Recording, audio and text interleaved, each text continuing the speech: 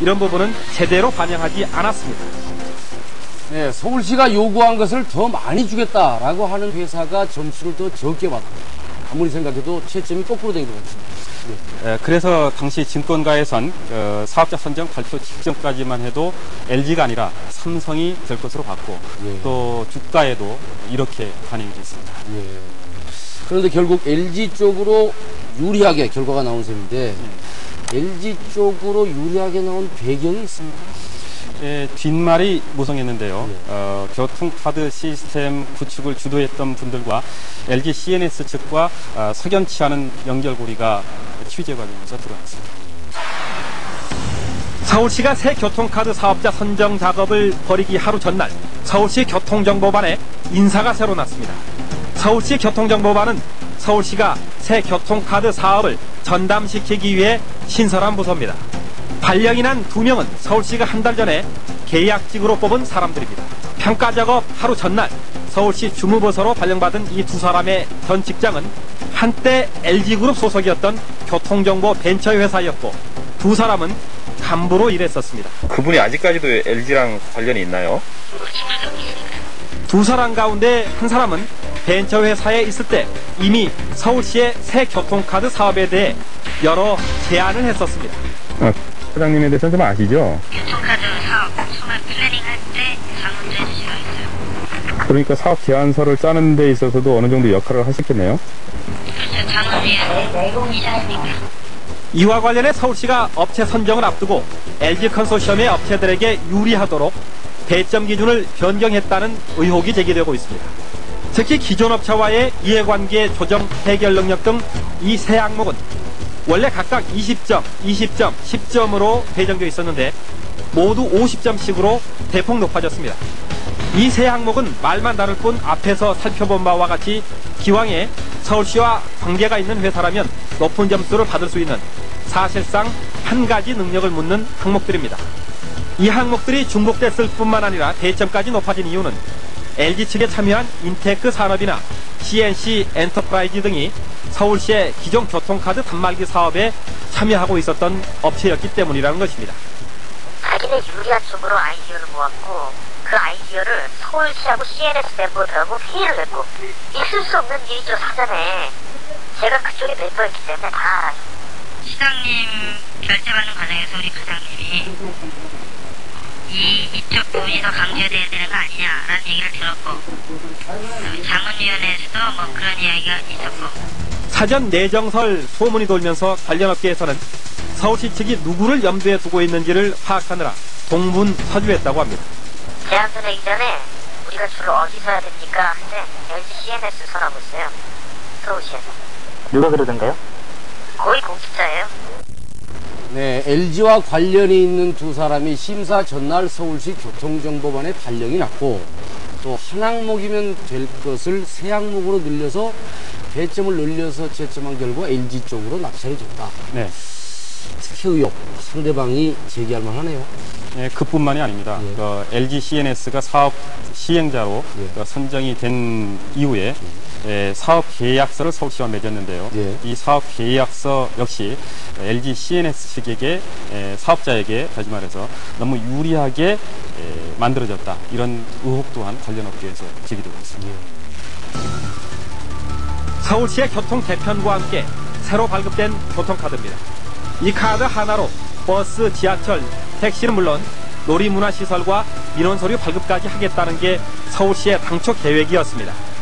이를 위해선 기존의 카드보다 메모리 등 기능이 훨씬 강화된 칩이 필요합니다. 그러나 껍질을 벗겨본 결과 새로 발급된 카드의 칩은 기존 카드의 칩보다 나아진 게 없습니다.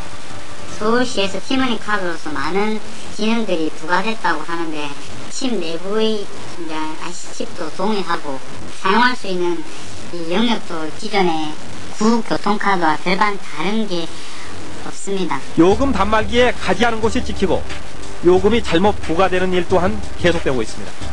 1250억 원을 퍼붓고도 아직 재기능을 못하고 있는 겁니다. 한국 스마트카드의 시스템 구축을 하도록 합의서에 명시한 이유는 또 무엇인지 이 부분도 저는 좀 이해가 안 가거든요. 뭐 흔히 말하는 특혜 의혹이라고 그럴까? 서울시가 새 교통카드 사업자로 선정된 LG CNS 컨소시엄과 맺은 사업이행 합의서, 쉽게 말해 계약서입니다. 이 계약서에는 서울시가 직접 나서서 LG 컨소시엄의 교통카드 사업 독점을 보장하고 있습니다.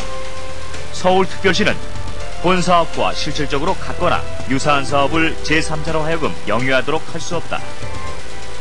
다른 민자 사업과 다르게 계약 기간이 명시되어 있지 않아서 무기한 독점도 가능합니다. 여기에다 수입을 보장하는 내용도 담겨 있습니다. 수입의 총액이 추정 수수료 수입의 합계액에 미달할 경우 직전 사업연도에 적용된 수수료율을 적용하기로 한다. 즉 교통카드 수수료 수입이 예상보다 줄어들게 되면 일정 수익을 사실상 보장하겠다는 내용입니다. 그렇지만 수수료 수입이 예상치보다 많을 때 그 초과 수입을 어떻게 하겠다는 내용은 어디에도 나와 있지 않습니다. 참고로 스마트카드사가 오는 2012년까지 9년 동안 예상하고 있는 수입 총액은 무려 4,200억 원에 달합니다. 네, 사업의 독점을 무기한적으로 보장해주고 이익도 보장해주고 저런 조건이라면 사업하지 못할 사람 대한민국에 한 사람도 없을 것 같은데 서울시가 당초에 무슨 엄청난 기술을 시민들을 위해 제공한다고 했던 기억이 생생한데 말이죠.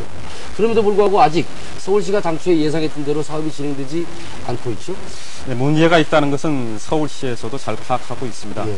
그런데 이런 문제를 알고도 서울시에서는 이 문제를 고치려 하기보다는 묵인하려 한다, 이런 인상이 들고 있습니다.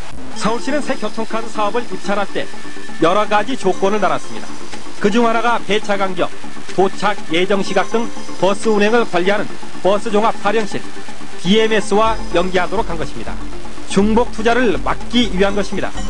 LG CNS는 이에 따라 시스템을 연계해 BMS의 위성 추적 GPS 안테나를 통해 정류장 위치 정보를 받겠다는 입찰 제안서로 사업권을 따냈습니다. 그러나 LG 측은 약속을 지키지 않았고 버스들은 2개 이상의 GPS를 단체 운행하고 있습니다.